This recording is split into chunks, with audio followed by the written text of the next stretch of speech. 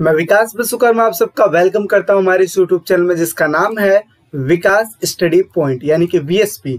So friends, इस video में हम बात करने वाले हैं 10th क्लास का जियोग्राफी चैप्टर नंबर 3 जल संसाधन यानी कि वाटर रिसोर्सेज। एक चीज मैं और आपको बता दूं, कई सारे बच्चे कमेंट में ये बोल रहे थे कि सर इंग्लिश में थोड़ा बताइए, क्योंकि टोटली जो वीडियो हमारी बन रही थी हिंदी मीडियम के लिए बन रही थी। अब मैं कोशिश कर रहा हूं कि हिंदी और इंग्लिश मीडियम दोनों कंबाइन होके पढ़ें, दोनों एक साथ पढ़ेंगे ताकि इंग्लिश वाले बच्चे और हिंदी वाले बच्चे दोनों एक साथ पढ़ पाएंगे और दोनों ही एक दूसरी लैंग्वेज में अच्छे से समझ पाएंगे। ठीक है, इससे पहले वाली जितनी भी वीडियो बनी है वो सारी हिंदी मीडियम में बनी है, यानी कि हिंदी में बनी हुई है। तो जिन बच्चों को उसका इंग्लिश में नोट्स चाहिए उनको भी मिल जाएगा, हिंदी मीडियम को नोट्स चाहिए वो भी मिल जाएगा। डिस्क्रिप्शन में मेरा नंबर है, उस नंबर पे आप मैसेज करके नोट्स ले सकते हैं। ठीक है, अच्छे से पढ़िए और अच्छा स्कोर कीजिए, यही हमारा उद्देश्य है, ताकि आप साक्षर बनेंगे तभी तो देश साक्षर बनेगा। ठीक है, चलिए स्टार्ट करते हैं।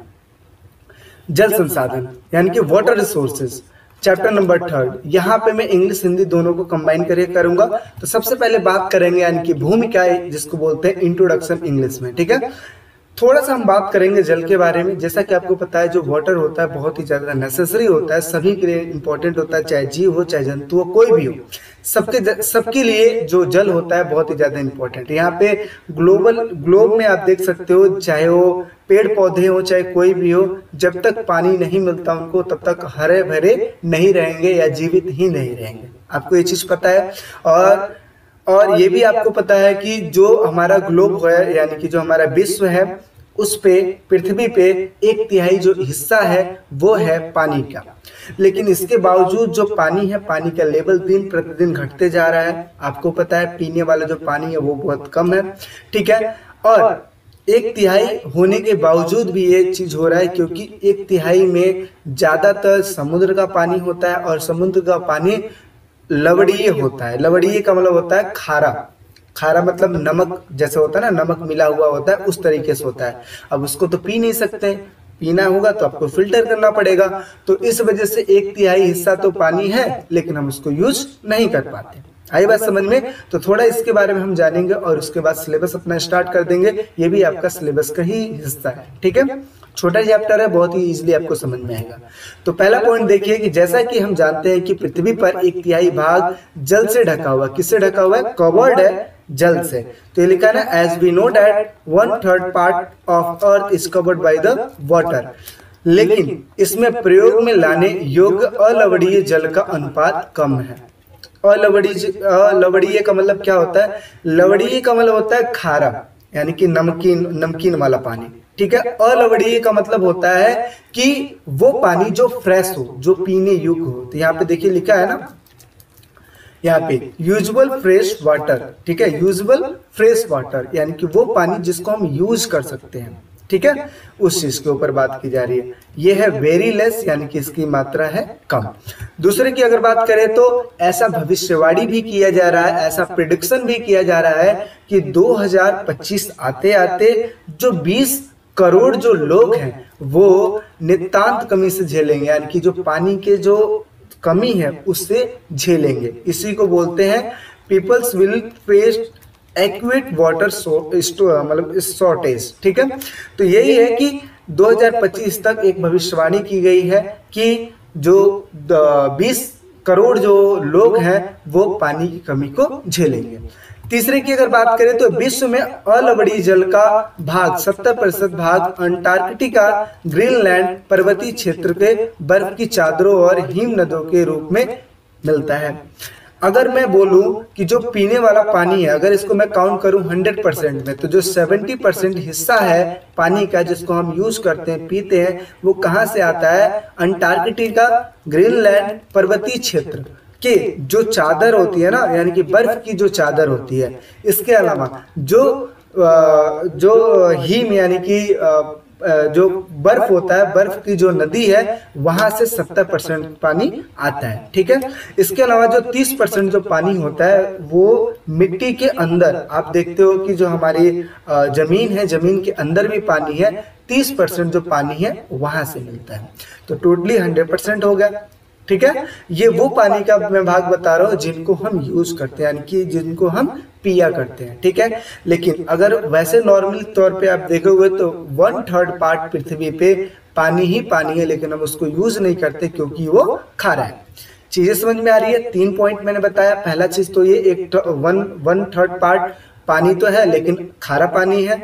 दूसरा मैंने बताया कि यहाँ पे 20 करोड़ लोग, एक प्रेडिक्शन किया जा रहा है कि 2025 तक आते आते जो 20 करोड़ जो लोग हैं, यानी कि 20 मिलियन जो लोग हैं, वो पानी की कमी को झेलेंगे। और इसके अलावा ये है कि जो पीने योग्य पानी है उसमें जो 70% है विभिन्न प्रकार के पर्वतों के चादरों से, ठीक है, जो हिम की चादरें होती है उनसे। और इसके अलावा जो हिम नदी है वहां से 70% मिलता है, और जो 30% मिलता है जो जल है, कहाँ है जल? जो हमारा सरफेस है, यानी कि जो हमारी जिसपे हम रहते हैं, जमीन के नीचे जो वाटर है वहां से 30% मिलता है। चीज समझ में आ रही है? आगे बात करते हैं। अब यहाँ पर हम देखेंगे जो हमारा नेक्स्ट टॉपिक है वो है जल दुर्लभता के कारण। दुर्लभ का मतलब होता है कि जो चीज इजीली उपलब्ध ना हो, इसी को बोलते हैं कॉजेज ऑफ वाटर स्कैरसिटी, ठीक है। तो सबसे पहले बात करते हैं बढ़ती जनसंख्या, यानी कि इंक्रीजिंग पॉपुलेशन। अब देखिए यहाँ पे क्या है, कहने का मतलब ये है कि जैसे जितनी ज्यादा जनसंख्या बढ़ती जाएगी उतना ही ज्यादा पानी की कमी देखने को हमें मिलेगा। क्योंकि अगर आप एक आइडिया ही लगाओ कि अगर सपोज हमारी पृथ्वी पे रहने वाले लोगों की संख्या सिर्फ 1 करोड़ होती तो जाहिर सी बात है पानी कम यूज होता। अगर आने वाले टाइम में मतलब संख्या बढ़ के 2 करोड़ हो जाती है तो डबल पानी यूज हो रहा है, 3 करोड़ हो जाती है तो ट्रिपल पानी यूज हो रहा है। तो इसी तरीके से आप देख सकते हो जितनी ज्यादा जनसंख्या बढ़ती जा रही है उतनी ज्यादा पानी का यूज होता जा रहा है, जिसकी वजह से जो जल है वो दुर्लभ तरीके से मिल रहा है, यानी कि उनको दिक्कतें हो रही है, यानी कि जल को प्राप्त करने में दिक्कतें हो रही है। दूसरा बात करते हैं जल की बढ़ती मांग। अब जितने ज्यादा लोग रहेंगे तो जाहिर सी बात है पानी तो चाहिए क्योंकि जल ही जीवन है, जल तो चाहिए। आपको गर्मी लगती है पानी पी लेते हो, कुछ भी होता है पानी पी लेते हो, खाना बनाना है पानी चाहिए, कुछ भी कर रहे हो पानी चाहिए, पानी इंपॉर्टेंट है ना। तो जाहिर सी बात है इसकी मांग तो बढ़ेगी। तो इसी वजह से लिखा है कि इंक्रीजिंग डिमांड फॉर वाटर, ठीक है। तीसरे पॉइंट की अगर बात करें तो अत्यधिक सिंचाई के कारण उत्पादन को बढ़ाने के लिए, कहने का मतलब ये है कि कई बार खेती में अत्यधिक उपज बढ़ाने के लिए हम पानी सींचते हैं, पानी को डालते हैं खेतों में, जिसकी वजह से हम ये सोचते हैं उत्पादन अच्छी हो पाए, ठीक है। और इसकी वजह से क्या होता है कि जो पीने योग्य जो पानी होता है उसको हम पानी हैवी वेस्ट कर देते हैं, जिसकी वजह से जो जल है जल की मात्रा कम होती जा रही है। तो जितने भी पॉइंट मैं बताऊंगा ये सारे कॉजेस होंगे, ठीक है, जो कि वाटर की जो प्रॉब्लम है उस चीज को बताएंगे, ठीक है। तीसरी बात करते हैं औद्योगिकरण के कारण। औद्योगिकरण के कारण समझते हो इंडस्ट्रियलाइजेशन जैसे जैसा होता रहेगा, ज्यादातर पानियों का यूज होता है इंडस्ट्री में, और इंडस्ट्री से क्या होता है कि जो वेस्टेज जो चीज निकलती है नालियों के माध्यम से वो कहाँ चली जाती है, नदियों में चली जाती है। तो जो पीने योग्य पानी होता है उसको कहीं ना कहीं नुकसान यानी कि हार्मफुल होता है। पहले के टाइम पे आप ये देखते होंगे कि नदियों के द्वारा लोग जाते थे गागर लेकर, है ना, गागर लेके जाते थे, नदियों में पानी भरते थे और लेके आया करते थे, ठीक है। उस टाइम पे तो जो नल होता है जिसको चापाकल बोलते हैं ना, वो तो था नहीं, तो नदियों के द्वारा पानी लेके आया करते थे, गागर से लेके आया करते थे। लेकिन अब इतना प्रदूषण हो गया है, इतना पानी में इतनी सारी मतलब प्लास्टिक से लेकर बहुत ही ज्यादा प्रदूषित हो गया है, जिसकी वजह से वो पानी आप पीना तो छोड़ो नहा भी नहीं सकते, ऐसा होता चला जा रहा है ना। तो इसी वजह से हमें कहीं ना कहीं अपने आसपास में हर एक चीजों को देखते हुए साफ सफाई का पूरा ध्यान रखना चाहिए, चाहे वो कुछ भी हो। जैसे हम घर को साफ सफाई करते हैं ऐसे हर चीज को हमें अच्छे से रखना चाहिए, ठीक है। क्योंकि जितना ज्यादा हम यूज करेंगे उतना ही ज्यादा, चलो ठीक है हमारी जनरेशन तो चली जाएगी, लेकिन आने वाली जो जनरेशन है उनके लिए तो दिक्कत होगी ना। तो इसी वजह से ऐसा यूज करो जिससे आपको भी अच्छा हो पाए और आने वाली जो भावी पीढ़ी है उनके लिए भी कोई दिक्कत ना हो। नेक्स्ट बात करते हैं जल की खराब गुणवत्ता। अब जैसे मैंने बोला प्लास्टिक डाल रहे हैं, प्रदूषित जल डाल रहे हैं, मतलब कुछ भी डाल रहे हैं उसमें, तो इससे क्या होगा कि जो जल है वो तो प्रदूषित होगा ही होगा ना, उसकी क्वालिटी डल तो होगी ना, उसकी पुअर क्वालिटी होगी। तो इसी वजह से जल की खराब गुणवत्ता हो जाती है और कहीं ना कहीं यही जल दुर्लभता के कारण होते हैं। आगे बात करते हो कंपनी द्वारा रासायनिक पदार्थों का जल में मिल जाना अर्थात प्रदूषित जल। कहने का मतलब है, जैसा कि आपको पता है कि जो कंपनी द्वारा रासायनिक जो पदार्थ होता है वो जल में छोड़ दिया जाता है और वही जाके नालियों के माध्यम से नालों में मिल जाते हैं और नाले जाके नदियों में मिल जाते हैं और वो समुद्रों में मिल जाते हैं। तो इस तरीके से पॉल्यूशन की जो प्रक्रिया धीरे धीरे बढ़ती जा रही है और जिसकी वजह से जो जल है वो बहुत ही ज्यादा दुर्लभता से मिल रही है। तो ये हमने क्या बात कर लिया, कॉजेज ऑफ वाटर स्कैरसिटी के बारे में बात कर लिया। ठीक है, आगे बात करें, कोई दिक्कत परेशानी नहीं। अगर वीडियो अच्छी लग रही है तो लाइक कर दीजिए, कमेंट सेक्शन में कमेंट कर दीजिए, बाकी आगे बात करते हैं। ठीक है, यहाँ पे मैं एक चीज आपको दिखाना चाहता हूँ। कई बार आप आज के टाइम पे आप देख रहे हो कई सारी ऐसी जगह है जहाँ पे खूब बारिश हो रही है, खूब बारिश हो रही है, और कई सारी ऐसी जगह है जहाँ पे सूखा पड़ जाता है ना। अब दिल्ली की बात ले लो, कुछ टाइम पहले बारिश नहीं हुआ करती थी, लेकिन इस साल बहुत बारिश हो रही है ना। गाँव में भी बहुत ज्यादा बारिश हो रही है। तो कभी सूखापन पड़ जाना, कभी बारिश हो जाना, ये बहुत ही ज्यादा दिक्कत वाली बात है ना। आपको पता है कि ज्यादा बाढ़ आ जाएगा तो लोग कहाँ रहेंगे, और ज्यादा सूखा पड़ जाएगा तो फसल उत्पादित नहीं होगा। तो यहाँ पे दो कंडीशन दिखाए जा रहे हैं। यहाँ पे देखिए कि यहाँ पे इतना पानी भरा हुआ है कि जल भरने के लिए जो लड़का है ये अपने हाथ में बोतल लेके ये पीने योग्य पानी भर रहा है, और साइड में पानी है। अब इसको तो पी नहीं सकते हैं क्योंकि ये बेकार पानी है, तो इस वजह से जो पीने योग्य पानी उस चीज को भर रहा है। और यहाँ पे एक चीज देखिए कि इतने सारे लोग अपनी जो बर्तन है उस चीज को लेके खड़े हैं। अब ये भी तो पानी की समस्या से जूझ रहे हैं। तो आप देख रहे हो कहीं पानी ज्यादा है तो कहीं पानी कम है। ठीक है, यहाँ पे देखिए एक जो औरत है वो लेके जा रही है, मतलब घड़ा में पानी लेके जा रही है। तो ये चीज आप देख रहे हो कि पानी कहीं ज्यादा है तो कहीं कम है। ठीक है, लेकिन पानी बहुत ही ज्यादा इंपॉर्टेंट है, इसी वजह से सोच समझ के अच्छे से यूज करना चाहिए, जिसकी वजह से कोई नुकसान ना हो और आने वाले जो भावी पीढ़ी है उनके लिए भी कोई दिक्कत परेशानी ना हो। यहाँ पे फ्लड्स देख सकते हो, यानी कि बाढ़ जब आ जाता है तो ऐसे रेस्क्यू करके चीजों को बचाया जाता है। इसके अलावा कई सारे ऐसे लोग होते हैं जो कि अपने गाँव तो छोड़ नहीं सकते, इस वजह से गाँव का जो घर होता है, जो बड़े बड़े घर होते हैं, वहां पे जाके अपना गुजर बसारा करते हैं। और उस टाइम पे जो गवर्नमेंट होती है वो हेलीकॉप्टर के थ्रू जो खाना होती है वहां पे पहुंचाती है। ठीक है, तो इस तरीके से वो क्या है, रेस्क्यू के द्वारा मतलब उन लोगों के पास खाने वगैरह पहुंचाए जाते हैं। तो इस तरीके से आप देख सकते हो, ये देखो हैवी रेन ड्रोन कोलकाता, यहाँ पे इतना पानी भरा हुआ है कि जो बस है, बस देख रहे हो कितना डूब रहा है। तो इस तरीके से आप देख सकते हो मौसम चेंज हो रहा है, जिसकी वजह से पानी बहुत ज्यादा भर भी जाता है और कई बार ऐसा होता है सूखा भी पड़ जाता है। ठीक है, और ये सारा चीज किसकी वजह से हो रहा है, क्योंकि आप देख रहे हो दिन प्रतिदिन टेक्नोलॉजी बढ़ती जा रही और इन टेक्नोलॉजियों का नुकसान बहुत हो रहा है। ठीक है, तो वही चीज यूज कीजिए जिसकी बहुत ही ज्यादा जरूरत है, ज्यादा चीजों को यूज मत किया कीजिए। ठीक है, ये अपने पे भी अप्लाई होता है, सब पे भी अप्लाई होता है। ठीक है, आगे बात करते हैं। अब जो हमारा नेक्स्ट टॉपिक है वो है जल संरक्षण एवं प्रबंधन की व्यवस्था, यानी कि आवश्यकता, यानी कि need for the water conservation and management. इस चीज की बात हम करने वाले हैं। तो यहाँ पे हम देखिए जो जल का संरक्षण यानी कि बचाव है उस चीज की बात करेंगे, और जो मैनेजमेंट है, कैसे आप मैनेज कर सकते हो, उस चीज के बारे में बात की जाएगी। तो यहाँ पे देखिए कि हम जल का संरक्षण और प्रबंधन निम्नलिखित प्रकार से कर सकते हैं, जैसे बहुउद्देशीय नदी परियोजनाएं, जिसको बोलते हैं बांध, यानी कि कुछ ऐसी परियोजनाएं लाना जिसका जो उद्देश्य हो वो काफी हो, मतलब बहुत सारे हो। ठीक है, और इसके अलावा बांध बना के हम कई सारे चीजों को प्रबंधन कर सकते हैं, संरक्षण कर सकते हैं जल को। ठीक है, तो यहाँ पे देखिए जल को संरक्षित तथा रोकने के लिए बांध बनाए जाते हैं और इसके बहुत सारे उद्देश्य होते हैं, इसलिए इसे बहुउद्देशीय नदी परियोजना कहा जाता है। और इसके लिए निम्नलिखित उद्देश्य है, यानी इंग्लिश में अगर बात करें तो dams are built to conserve and hold water and it has many purpose, so it is called a multipurpose river project, यानी कि मल्टी रिवर, इसके जो उद्देश्य हैं बहुत हैं। ठीक है, इसके अलावा it's has the following object, इसके कई सारे उद्देश्य हैं जो कि हम एक एक करके पढ़ेंगे। आपको पता है जो बांध है, बांध के बहुत सारे बेनिफिट्स भी है, नुकसान भी है।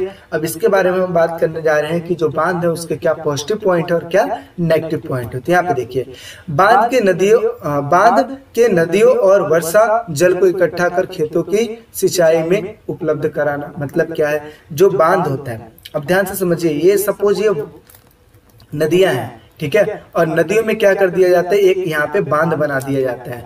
और जब ये बांध रहेगा तो इससे क्या होगा कि जो नदियों का जो फ्लो है वो सीधा तौर पे दूसरे जगह पर नहीं जा सकता है, ठीक है। जितनी मात्रा में जरूरत होती है वो इस बांधों के द्वारा छोड़ा जाता है, ताकि ये जो पूरा पानी है ये पानी पूरा यहाँ पे ना जा पाए। क्योंकि अगर लगातार छोड़ देंगे तो आपको पता है कई सारे गांव बह जाएंगे, कई सारी बस्तियों को खाली कराना पड़ जाएगा।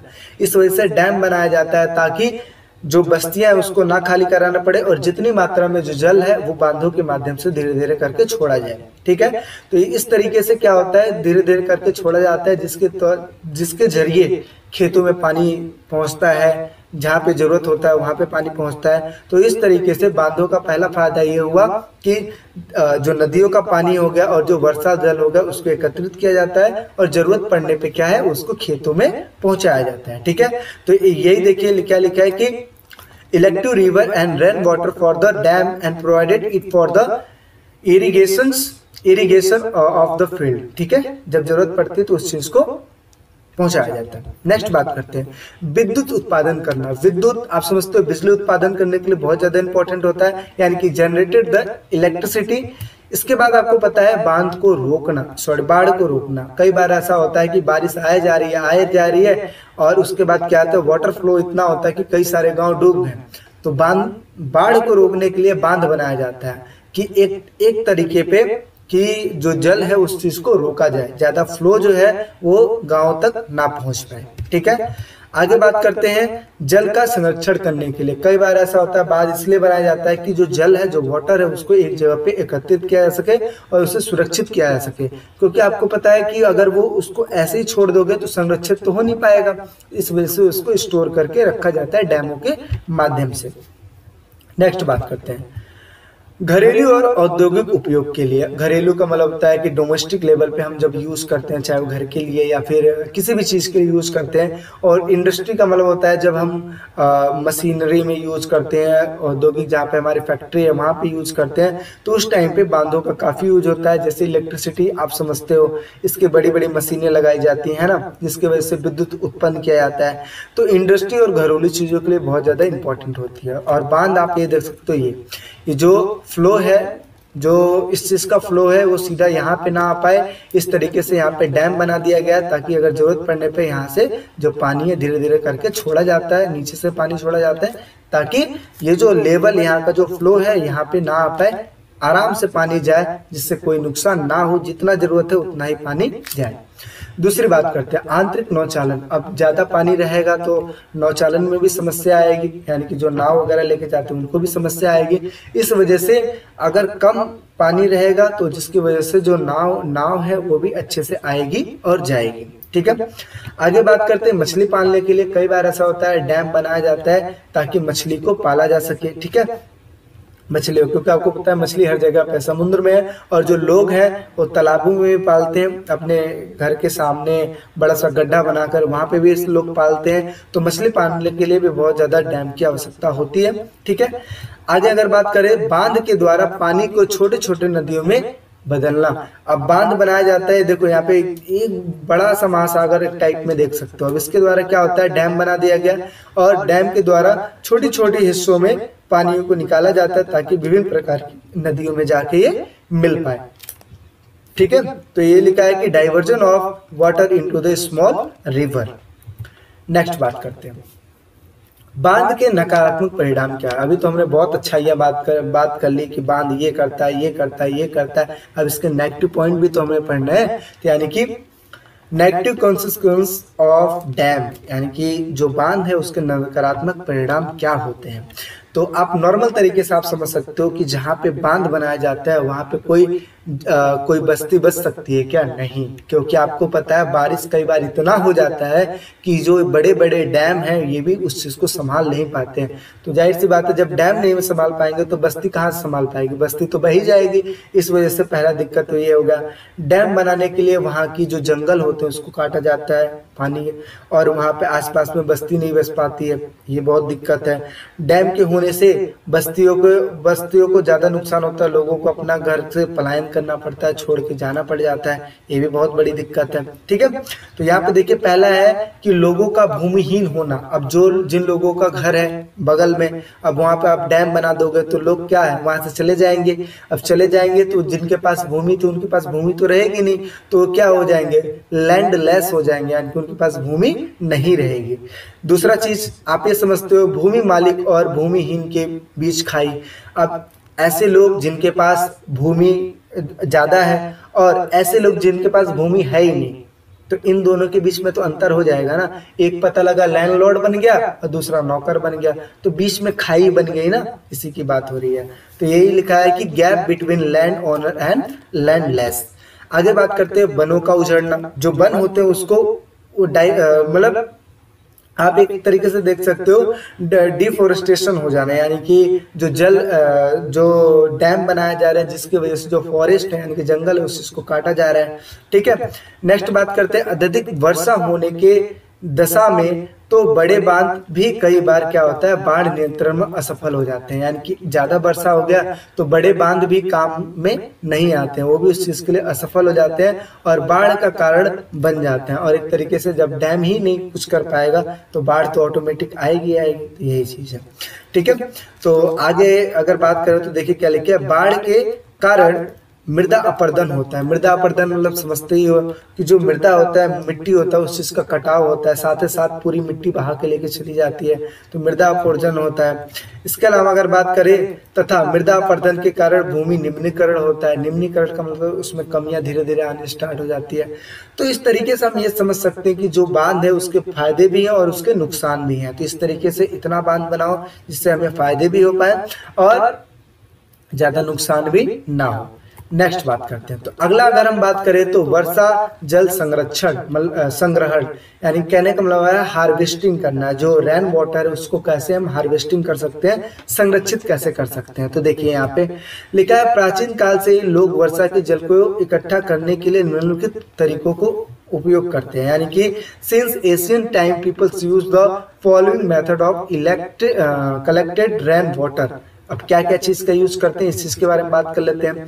तो पहला लिखा है छत वर्षा जल संरक्षण। कई अभी एक मैं इमेज आपको दिखाता हूँ। यहाँ पे देखिए ये जो घर है, घर के ऊपर एक प्रकार का एक बाउंड्री दे दिया गया है और यहाँ पे जैसे वर्षा का जो जल होता है वो आता है यहाँ पे स्टोर हो जाता है। तो स्टोर होने के बाद क्या होता है, एक पाइपों के माध्यम से ये आके ये जो ये चापाकल होता है यानी कि इसको नल बोलते हैं, इसको इसमें डाल दिया जाता है ताकि ये जो हमारी भूमि है भूमि के नीचे जल चला जाए। एक तो ये हो गया। दूसरा चीज आप ये देखते हो कि एक कुंड बना दिया जाता है और कुंड में ही पानी डाल दिया जाता है ताकि नीचे जाके मिल जाए। आपको पता है पहले जो वाटर लेवल होता था बहुत ही इजीली मिल जाता था, यानी कि 30 फीट 35 फीट 40 फीट पे मिल जाता था। आज के टाइम पे 100 फीट से ऊपर ही जाना पड़ता है जब आपको अच्छा पानी चाहिए तो। ठीक है, तो इस तरीके से वाटर लेवल जैसे जैसे कम होगा वैसे वैसे जैसे जैसे आप पानियों को ज्यादा यूज करोगे वैसे वाटर लेवल तो भी कम होगा ना। तो इस तरीके से जो हम हार्वेस्टिंग कर सकते हैं और जो जल का संरक्षण है उसको हम कर सकते हैं। तो देखिए प्राचीन काल से ही लोग वर्षा के जल को इकट्ठा करके निम्नलिखित तरीकों से उपाय करते हैं, जैसे छत वर्षा जल संरक्षण जिसको बोलते हैं कि रूफ रेन वाटर कंजर्वेशन बोलते हैं। छत वर्षा जल संरक्षण का तरीका जो है आम है, यानी कि आम एक तरीके से इसमें हाई फाई चीज तो दिखाई नहीं गई है, आम ही एक तरीके से जिसको सभी कर सकते हैं। इसके अलावा इस क्रिया में वर्षा का जो जल है वो छत पर इकट्ठा हो जाता है तथा इसे पाइपों के द्वारा टैंक में इकट्ठा करके पुनः उपयोग में लाया जा सकता है, यानी उसको दोबारा आप उपयोग में ला सकते हो। तो इस तरीके से आप क्या है जल को संरक्षित कर सकते हो।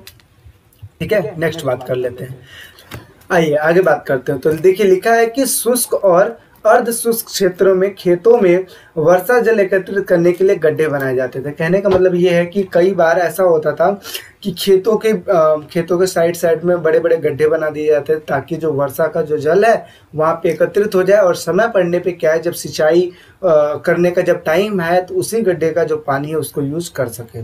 अब उसको तो पी तो सकते नहीं लेकिन खेतों में सींच तो सकते हैं ना, तो ये चीज इंपॉर्टेंट था। ठीक है, तो यही लिखा है कि in arids and semi arids regions pits were made to collect water rain water in the field. ठीक है, आगे बात करते हैं, लोग अपने खेतों की सिंचाई के लिए बाढ़ जल वाहिकाएं बनाते हैं। ऐसा चीज़ पश्चिम बंगाल में चलता है, क्योंकि अक्सर बाढ़ जब आ जाता है तो उस टाइम पे बड़े बड़े गड्ढे बना के छोड़ दिए जाते हैं, क्योंकि आपको पता है बाढ़ एक साथ आता है और आने के बाद एक बार ही चला जाता है, तो उस टाइम क्या है पानी भी चला जाता है, तो इस वजह से बड़े बड़े जब गड्ढे रहेंगे तो वहाँ पे पानी स्टोर हो जाएगा। और इसकी वजह से, क्योंकि आपको पता है धान की जो खेती होती है उसमें तो पानी की बहुत ज़्यादा आवश्यकता होती है, तो इस वजह से क्या है कि उसमें का जो पानी है उसको यूज किया जाता है। ठीक है, तो इस तरीके से तो people use to build floods water channel to the irrigate their the field.